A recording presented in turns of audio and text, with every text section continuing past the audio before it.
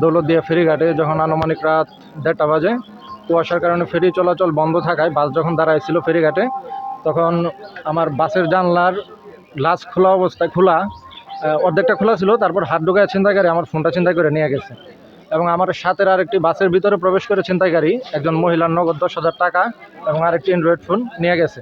এখন এই দৌলতদিয়া ফেরিঘাটের বর্তমান এমন অবস্থা যে ছিনতাইকারীর থেকে তো মানুষ নিরাপদ নাই, জানমাল তো নিরাপদ নাই, বরং এদের ধাওয়া করতে গেলে বা কিছু বলতে গেলে জনগণ আরও উল্টা হয়রানির শিকার হয়।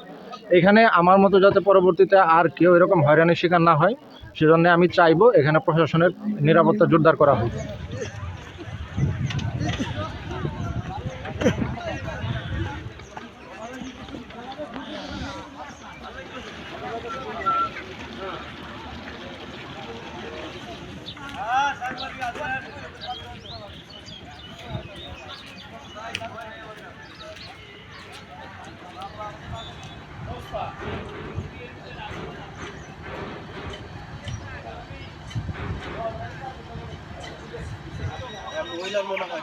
মহিলার টাকা পয়সা মোবাইল লয়ে গেছে, বহুত গাড়িতে মোবাইল নিছে।